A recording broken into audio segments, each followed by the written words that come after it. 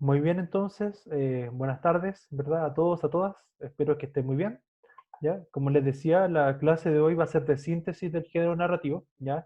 La idea es que cualquier pregunta que surja me vayan preguntando.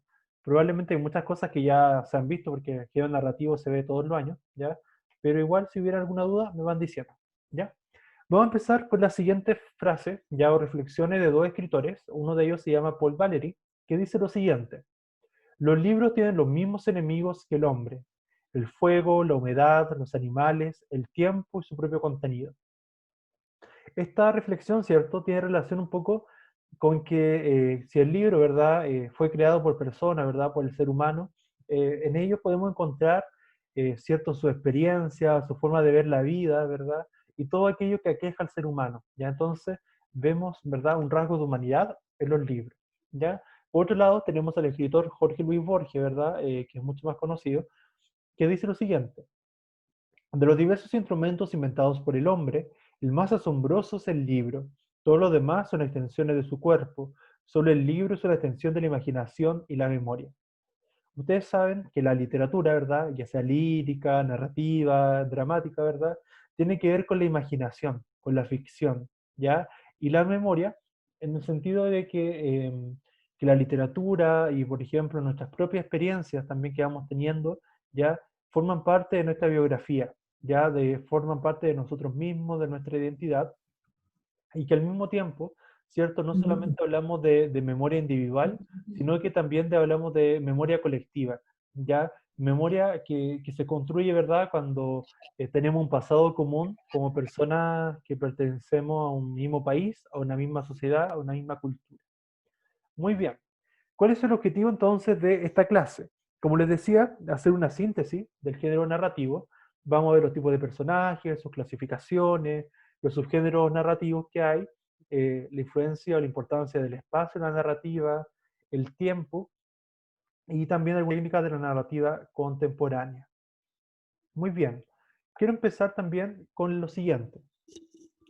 Ustedes saben, ¿cierto?, que el género narrativo no es solamente literatura, ¿ya? El acto de narrar está presente desde los orígenes del ser humano, desde que el ser humano empieza a desarrollar el lenguaje, ¿ya? Y cuando intenta ya comunicarse, ¿cierto? Ya elabora un poco mejor la comunicación, es que él desarrolla, ¿cierto?, la narración, ¿ya? ¿Y qué era lo que se comunicaba? ¿Cierto? El ser humano siempre ha querido contar su historia, su experiencia de vida, dejar testimonio, ¿verdad? Es muy común que en las tribus más antiguas, ¿verdad? Exista esta literatura oral, ¿cierto? Donde las personas van narrando lo antepasado, ¿cierto? Lo más ancianos, ¿verdad? A los más jóvenes, le van contando la historia, los mitos, las leyendas, ¿cierto? De su cultura. Es muy normal, ¿verdad? En estas tradiciones. Eh, por otra parte, ¿cierto? Si vemos la literatura como algo más cercano, ¿verdad? La narración, por ejemplo, está presente en nuestro día a día. Cuando alguien nos pregunta qué hemos hecho hoy, qué hicimos el fin de semana, qué te pasó ayer, o cuando nosotros le preguntamos eso a otra persona, nos convertimos en narradores, ¿verdad? O sea, nos cuenta aquello que pasó. Entonces la narración no es algo tan lejano, sino que está presente en nuestro día a día. ¿Ya? Muy bien. Dato para ustedes, ¿cierto? Actualmente uno suele ver la literatura como la expresión escrita, ¿verdad? ¿Por qué? Porque vivimos en sociedades alfabetizadas, donde le damos mucha importancia a la escritura, ¿verdad? A la lectura. Sin embargo, ¿cierto? La primera literatura fue de origen oral, ¿cierto? Ya conocen ustedes la tradición medieval con los juglares, ¿cierto? Los aedos, la tradición griega antigua, que ambos, es verdad, lo que hacían era situarse en las plazas públicas, en el caso de Grecia era el Ágora, ¿cierto? Y daban a conocer las hazañas de héroes, las ciertas leyendas, ¿verdad? ¿Por qué? Porque la mayoría de las personas eran analfabetas. Entonces, estas eran pocas las personas las que sabían leer y escribir, ¿ya? Y después el concepto que nosotros sabemos de literatura, que es más escrito, más de libro, eso ya es del siglo XX, un poco antes, ¿verdad? Con el desarrollo de la imprenta. Bien, respecto a este género, ustedes saben que está caracterizado por los acontecimientos. Los hechos son sumamente importantes, o sea, sin acontecimientos, sin hechos, no habría nada que narrar, ¿ya? Y el ente ficticio, ¿verdad? Que es inventado por el autor, se llama narrador, ¿verdad? Y todo esto sucede en un lugar, tiempo determinado, cuyas acciones van desarrollando los personajes. Ustedes saben también que hay diversas clasificaciones dependiendo la extensión del relato. Cuando hablamos de relatos breves, ¿verdad? En narrativa, estamos hablando de cuentos, ¿verdad? Un cuento no tiene muchos personajes, no hay tanta descripción, generalmente se centra más en el desenlace, en el final de la historia, y también maneja cierto suspenso el autor, ¿verdad? El narrador también de la historia, ¿ya? E inclusive, hay relatos más breves aún, que son los microrelatos, los microcuentos. Si ustedes conocen, me imagino, el concurso literario este de Santiago en 100 palabras, donde las personas tienen ese límite máximo de 100 palabras, ¿verdad?, para escribir una historia, donde van a dar a conocer, ¿cierto?, en ese breve formato, ¿cierto?, hechos, acontecimientos, que realmente tienen el final inesperado, tienen mucho suspenso, ¿ya? Entonces, esas son las formas más breves dentro de la narrativa.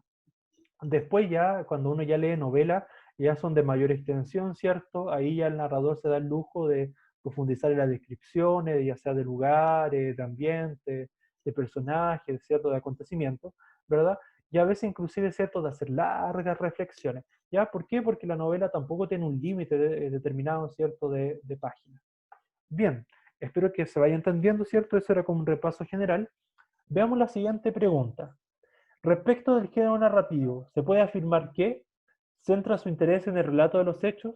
¿Es importante o no los hechos en la narración? ¿Son importantes o no? Sí, ¿verdad? Sí, ¿cierto? Sí, Porque, bien, sí, sí, ustedes quieren participar, ningún problema, ¿ya? Muy bien. Eh, Muy bien, ¿cierto? Les decía que los hechos sí, sin hechos, sin acontecimientos, no habría historia, entonces obviamente es muy importante. Presenta un mundo ficticio creado a través del relato. Sí, cierto, porque estamos dentro de la literatura. Ustedes saben que la literatura, perdón, es principalmente ficción. Y obviamente utiliza ambientes, personajes y acontecimientos. Entonces, para esa pregunta, la alternativa E era la correcta, uno, 2 y 3.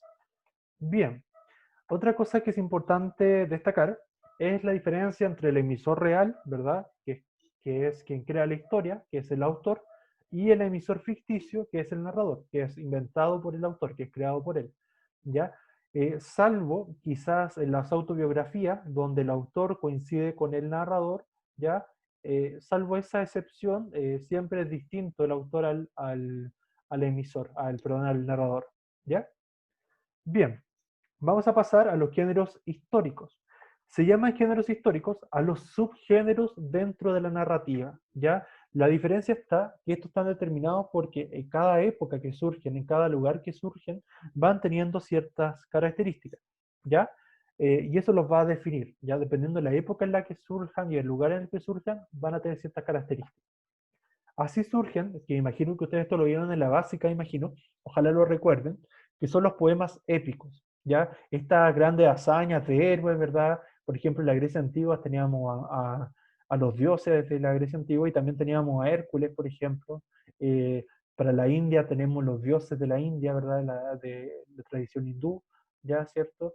Tenemos también a Buda, por ejemplo, entre otras tradiciones. Entonces, cada pueblo, cada cultura tiene sus propios héroes, ¿ya? ¿Y para qué servían estos poemas épicos? Si bien estamos hablando de narrativa, en las tradiciones más antiguas no había mucha diferencia entre poesía y narrativa, porque ambas se expresaban oralmente, ¿ya? Pero igual se escribían en versos, sí, pero tenía un carácter más de narración, ¿ya? Y esto servía para ir creando, ¿cierto? Ir forjando una cierta identidad dentro de la cultura, dentro del pueblo, ¿ya? Un ejemplo muy común, muy característico, representativo de acá, es el cantar de Roldán o chanson de Roldán. ¿Por qué?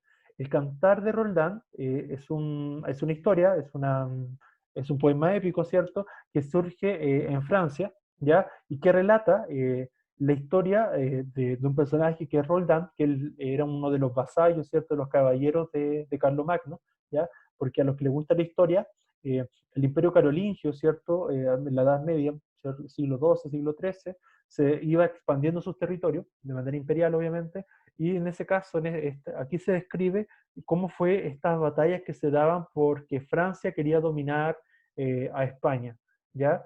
Ahí relata cierta parte de esta historia, ¿ya? Y como les decía, entonces, estos relatos ayudan a forjar cierta la identidad de un pueblo. Otro tipo de relato y subgénero narrativo son las epopeyas. Pero ¿cuál es la diferencia entre poema épico y epopeya? Que el poema épico, como les decía, se centra en un héroe, en un personaje en particular y lo exalta, ¿verdad?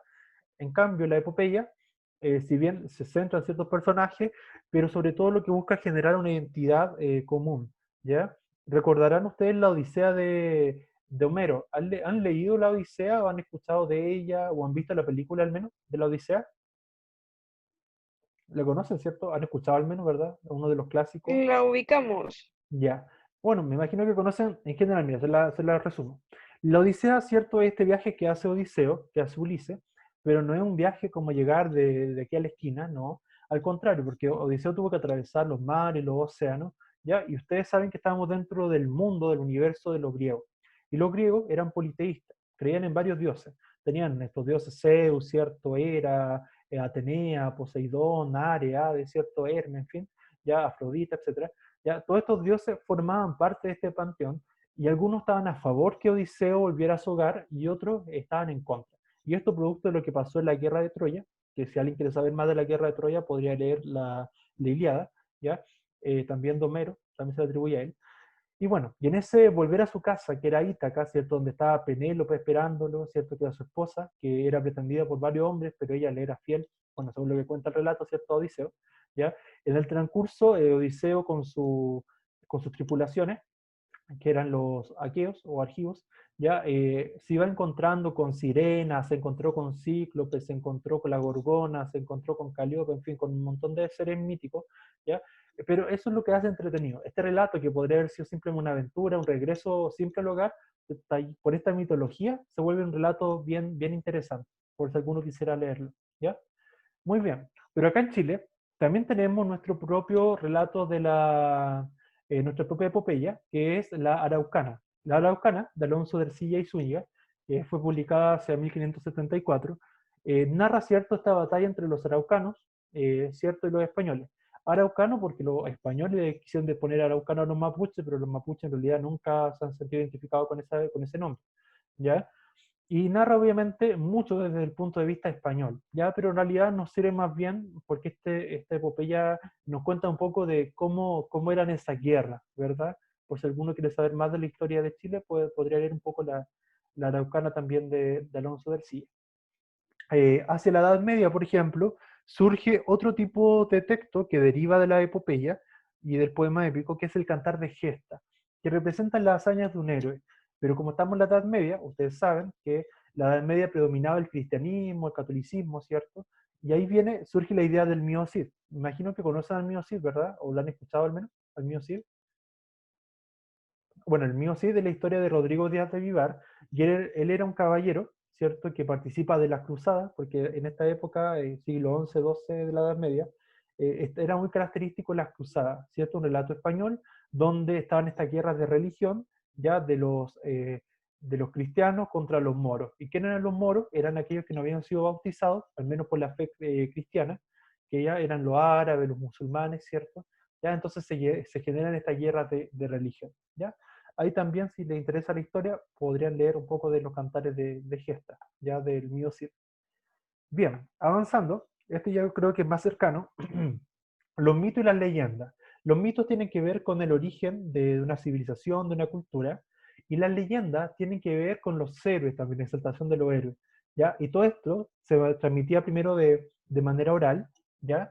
Y generalmente eran sucesos ficticios, ¿verdad? Sobrenaturales, ¿ya? Y eso para darle, también a veces se basaban en ciertas cosas reales, ¿ya? Para darle un mayor grado de verosimilitud, de verdad. ¿Conocen alguna leyenda de acá de Atacama, de acá de la región? ¿Conocen alguna leyenda de acá de la región? El alicanto. El alicanto, ¿cierto? Sí, el alicanto es ser mitológico, ¿verdad? Como un ave, ¿cierto? Un ave, pero que está como, que consumía, que comía, ¿verdad? Se alimentaba de metales, ya de metales preciosos, el cobre, la plata, el oro, me parece también, depende de la leyenda, la versión. Ya, ¿cierto? Eso es muy representativo de acá porque vivimos en una zona minera. ¿Conocen alguna otra leyenda? ¿Alguna otra leyenda de acá? Está, por ejemplo, la ñañuca, está la del Padre Negro, ¿ya? El Padre Negro no sé si ustedes recuerdan, no sé si han escuchado, me imagino, a lo mejor sus familias les contaron, ya estaba, acá en Atacama hubo un terremoto hace un par de décadas atrás, y se dice que este Padre Negro, porque era de raza negra, fue visto, en el momento en que fue el terremoto, fue visto por personas que daban su testimonio, al mismo tiempo ayudándolos, ¿cierto?, en Caldera y acá en Copiapó. Entonces, supuestamente, ¿qué le da verosimilitud a esta historia? En los testimonios de las personas que dicen haber visto al mismo tiempo, algunos en Copiapó y otros en Caldera, ¿cierto?, a este padre, ¿ya? Bueno, y las más típicas son las de Chiloé, que acá se conocen mucho, ¿cierto?, en Chile, ya, el Caleuche, ¿cierto?, el Trauco. ¿Conocen alguna otra, no? De Chiloé, por ejemplo. ¿Conocen alguna otra leyenda de Chiloé? La Pincoya. Sería bueno que fueran conociendo más de las leyendas de Chile, ¿eh? Sería bueno porque eso igual ayuda como, o sea, es importante conocer nuestras tradiciones, nuestra cultura, así que la invitación queda hecha para que si alguno quiere conocer más, vaya investigando un poco cuáles son las leyendas locales, al menos de Chile. Bien, por ejemplo, el caso, ustedes saben que en Chiloé queda una tierra muy mágica, ¿verdad?, al sur de Chile, que si alguno no conoce Chiloé, una vez que ya pase la pandemia, ojalá puedan conocerlo, ¿cierto? Viajar hacia el sur, ya que está una de las zonas llamadas austral del sur de Chile. Pues justamente, quizás también por esta zona austral, es que surge esta idea de la magia, esta idea de los seres mitológicos, porque Chiloé es una gran isla, ¿cierto? ¿Ya? Y esta idea de los brujos. Y justamente el Caleuche es un barco de brujos, ¿verdad? Que se aparecían estos mares chilotes durante la noche. ¿Y qué contaba la leyenda? Decía, ¿cierto?, que quien era descubierto, ¿verdad?, por los brujos, estos les torcían la boca o los mataban de manera súbita, ¿ya? Y la hazaña estaba en que las personas fueran capaces, ¿verdad?, de no ser vistas por estos tripulantes, ¿ya? Es una de las tantas historias que hay por esa zona. Bien, otro tipo de textos son los romances. Yo creo que han visto el romanticismo, ¿verdad? ¿Han visto el movimiento romántico? La literatura romántica, la tendrían que haber visto. ¿La han visto, no? ¿Se acuerdan del romanticismo, no? Creo ¿No? que sí, con Romeo y Julieta, creo. Mm, sí, más o menos, pero sí, no están así. Pero tranquilo, es que el romanticismo es mucho más actual. El romanticismo del siglo XVIII, XIX, ya, pero también tiene rasgos románticos. Por ejemplo, Romeo y Julieta pertenece al teatro isabelino, ya, pero sí tiene rasgos románticos en el sentido del amor, ¿verdad? Del amor imposible, ya. Pero el romanticismo, en verdad, tiene que ver con esta tradición de exaltar los valores de un pueblo, de una cultura, los valores nacionales, ¿ya? En ese sentido, dentro del romanticismo surge los romances, que son un tipo de escritura muy escrito como en verso, ya que están escritos en versos de 8 sílabas, sin perder, porque estamos dentro del género narrativo, sin perder el carácter de narración, pero aún escrito en verso, ya. En la Edad Antigua y en la Edad Media no había mucha distinción entre poesía y narrativa, ya la distinción entre los géneros literarios, como lo conocen ustedes ahora, es muy posterior, es del siglo XVIII en adelante, ¿ya? Y en esa época también, bueno, se escribían muchos los temas del amor y de ahí viene la idea del romanticismo, ¿ya? Bien, otro texto que ese ya lo conocen mucho más, que son las fábulas, ¿cierto? Que son estas narraciones breves, ya que tienen un carácter didáctico, ¿cierto? De dejar un mensaje, ¿verdad? De una reflexión, ¿ya? Su principal característica, ¿cierto? Además del mensaje que te dejan, es que está protagonizada por animales, ¿cierto? Que personifican, ¿ya? Que personifican o tienen ciertas características de las personas, ¿ya? Y si a alguno le interesa o le gusta las fábulas, podrían leer las fábulas de Esopo, ¿ya? Que son varias bien interesantes. Y por último, tenemos la parábola.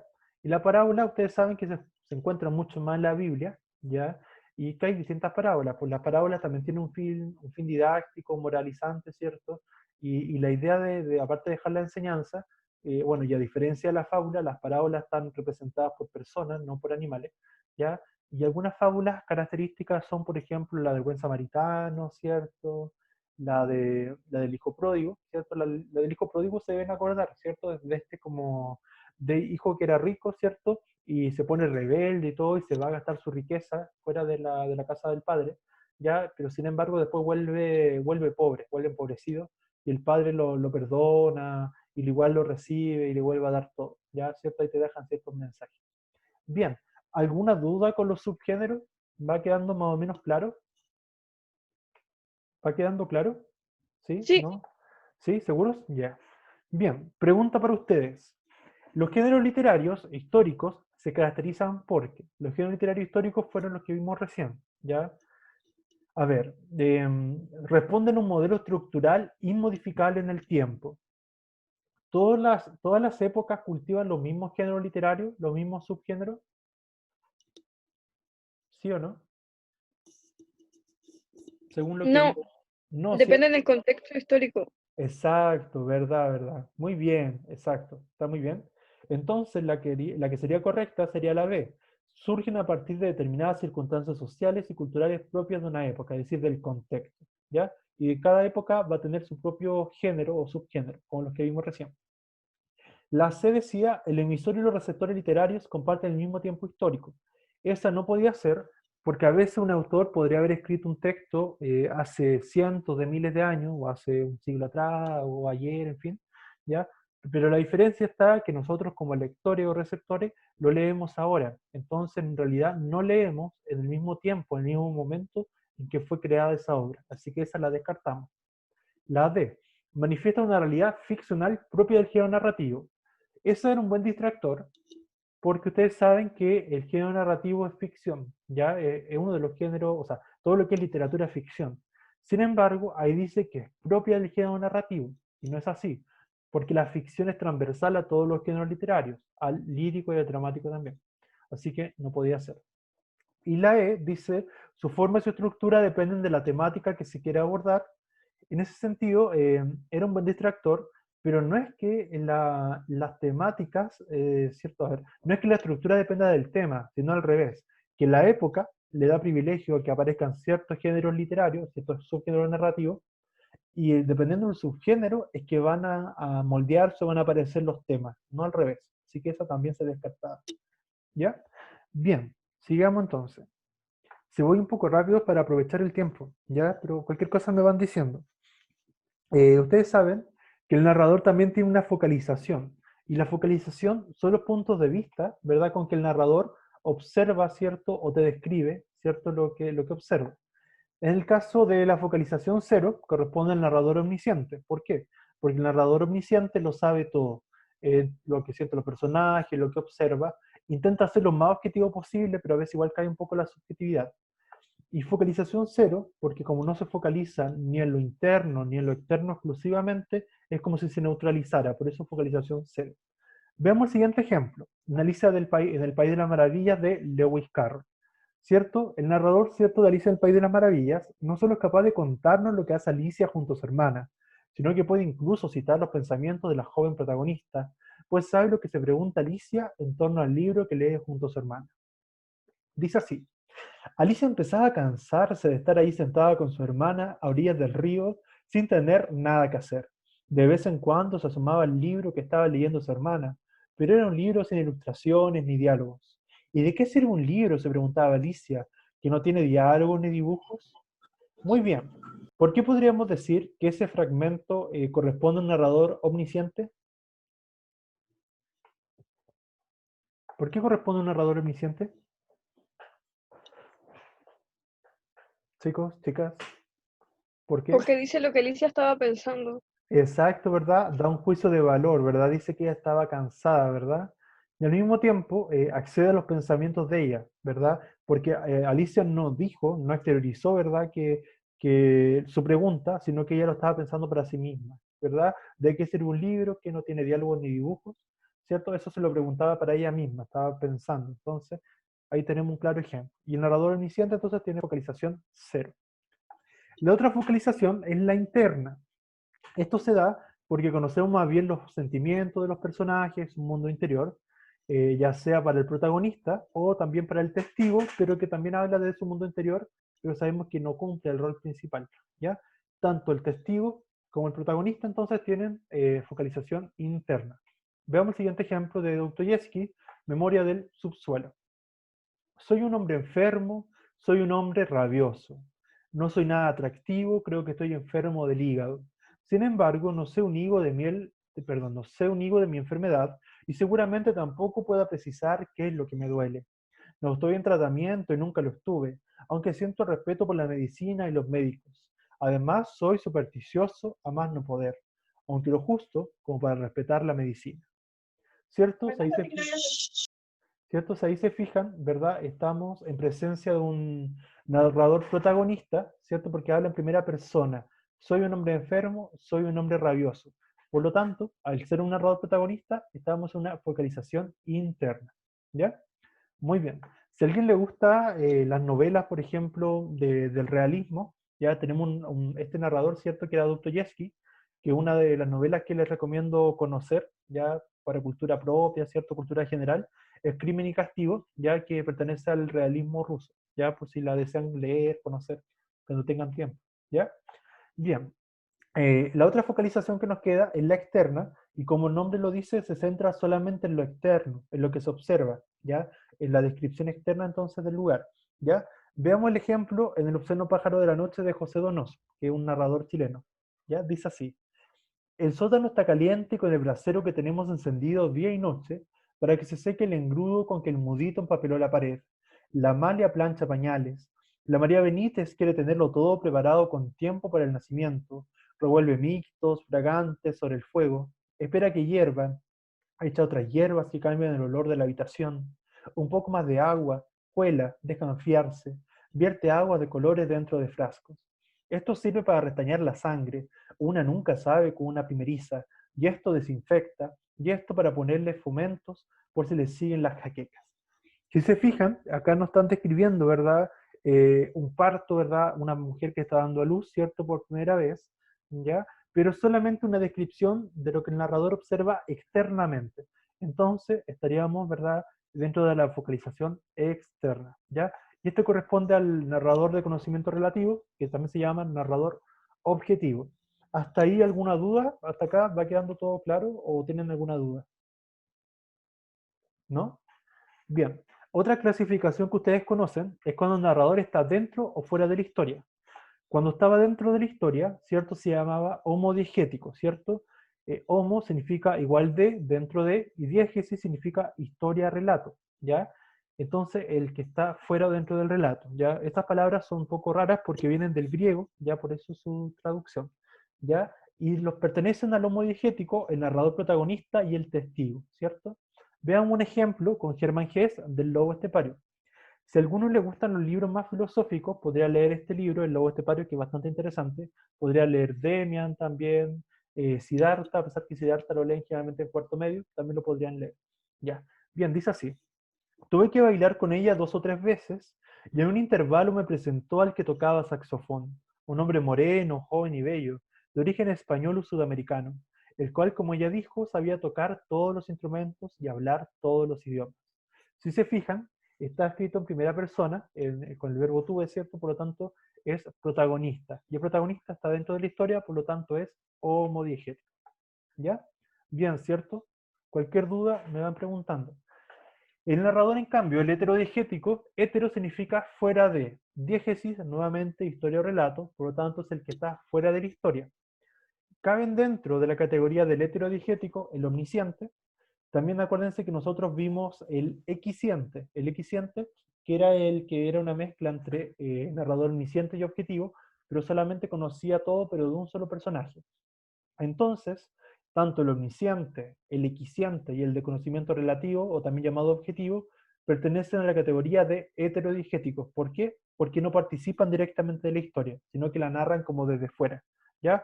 Veamos el siguiente ejemplo del Premio Nobel de Literatura de, ¿cierto? de Perú, Mario Vargas Llosa, con el texto El abuelo. Dice lo siguiente: ¿verdad?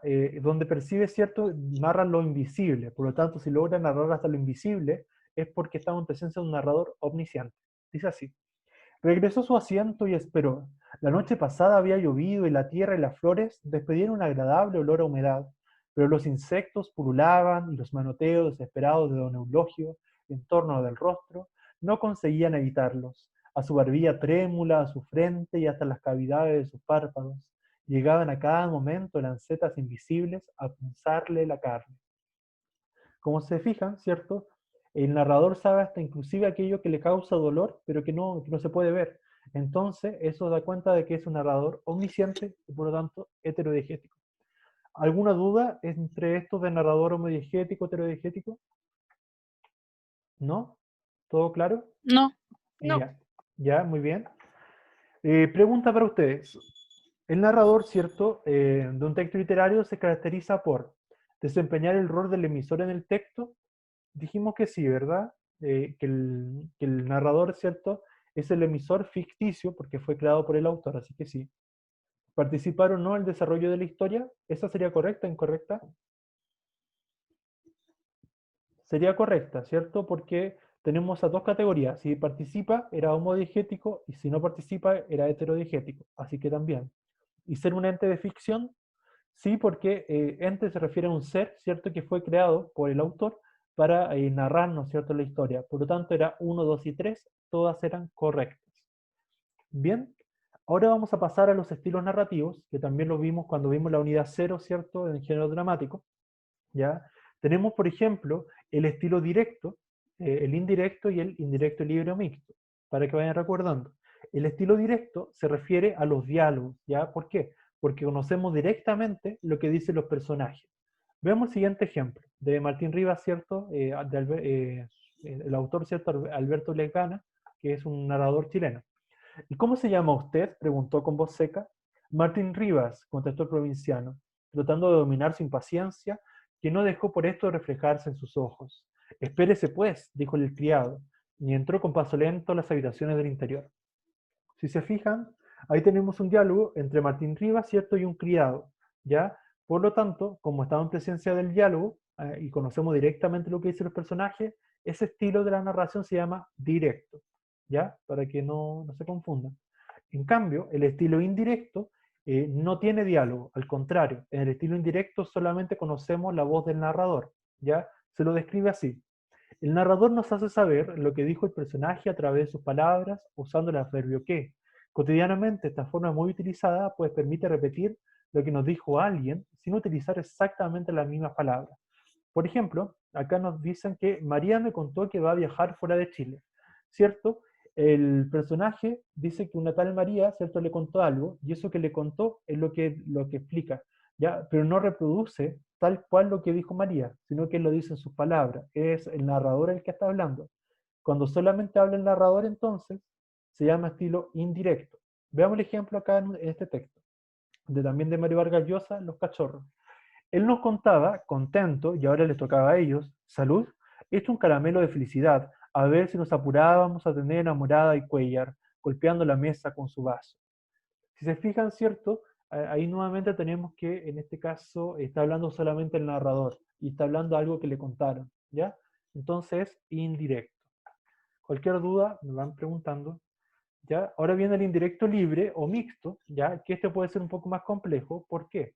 Porque mezcla el discurso de un personaje que el narrador lo va a reproducir tal cual. En el indirecto libre o mixto habla el narrador. Sin embargo, reproduce o dice también textualmente lo que dijo algún personaje, pero siempre la voz del narrador. ¿Ya? Es como la voz de un personaje, pero dentro de la voz del narrador. Y un ejemplo lo vamos a ver en Ray Bradbury, en Crónicas Marcianas. Si alguien quiere leer ese libro, muy interesante, a los que les guste la ciencia ficción, los relatos futuristas, es bien interesante. En el caso de Crónica Marciana, este relato habla un poco de una sociedad del futuro donde las personas, los humanos, empiezan a colonizar el planeta Marte en estos viajes interplanetarios que empiezan a ver. ¿Ya? Y dice así: quería ir a Marte en el cohete. Bajó la pista a las primeras horas de la mañana y a través de los alambres les dijo a los hombres uniformados que quería ir a Marte. Les dijo que pagaba impuestos, que se llamaba Pritchard y que tenía derecho de ir a Marte. ¿No había nacido allí mismo en Ohio? ¿No era un buen ciudadano? Entonces, ¿por qué no podía ir a Marte? ¿Cierto? Ahí tenemos lo que está subrayado, ¿verdad? Bueno, y dentro de la historia, si ustedes lo leyeran, se van a dar cuenta que igual existía la diferencia en las clases sociales. No cualquiera podía hacer estos viajes de un planeta a otro, ya tenía que tener ciertos recursos. Bien, pero lo que está subrayado, donde dice no había nacido allí mismo en Ohio, no era un buen ciudadano, eso en realidad se lo pregunta a uno de los personajes de la historia, ¿ya? Sin embargo, es el narrador el que toma las palabras del personaje y las explica, o más bien las dice, ¿ya? Por eso se llama indirecto libre. ¿Quedó claro la diferencia entre los estilos narrativos? ¿Quedó claro? Sí, ¿Sí? Muy bien. Creo que en cualquier momento se nos va a cortar. Si se nos corta, nos vuelven a ingresar, ¿ya? Vamos a ver rápidamente las vanguardias literarias. Las vanguardias son estas técnicas, ¿cierto?, narrativas, ¿ya?, que van surgiendo en una época eh, donde hay una efervescencia, ¿verdad?, cultural, pero producto también como respuesta a las guerras mundiales, ¿ya? Las vanguardias literarias, como el nombre lo dice, viene de la palabra francesa avant-guerre, ¿cierto?, que se traduce en vanguardia, que son la primera fila en los ejércitos. Y como a principios del siglo XX estábamos en el contexto de las guerras mundiales, sobre todo de la Primera Guerra Mundial, es que los artistas, los escritores, ya intentan, en este sentido de lucha, ¿verdad?, contra estas guerras, contra estos conflictos bélicos, es que crean las vanguardias, donde estaba el creacionismo acá en Chile, estaba el surrealismo, estaba el dadaísmo, el ultraísmo, el futurismo, etcétera, ¿ya? Y que vienen a hacer el cubismo también, que vienen a hacer estas formas de expresiones, ¿verdad?, del arte como forma de protesta ante la realidad. En esta época también influye la fotografía, ¿verdad?, que ya se venía desarrollando de un poco antes, la llegada del cine, ¿cierto?, este cine en blanco y negro, el cine mudo, a los que les gusta la psicología aparece el psicoanálisis de Freud, y todas estas técnicas van a ir influyendo en la narración, en la narrativa, ¿ya? Y ahí surgen las técnicas que vamos a ver a continuación, ¿ya? Pero las técnicas las vemos ahora, una vez que volvamos a reingresar, ¿cierto?, al Classroom, que ya nos queda poco tiempo. ¿Alguna duda hasta acá? ¿Alguna duda, chicos, chicas? ¿No? ¿O No. sí? Todo bien. Ya. Bien, hagamos lo siguiente entonces, para aprovechar la clase hasta las 5. Salimos ahora y volvemos a ingresar para continuar, porque queda menos de un minuto para que se cierre. ¿Ya? Bien. Ok.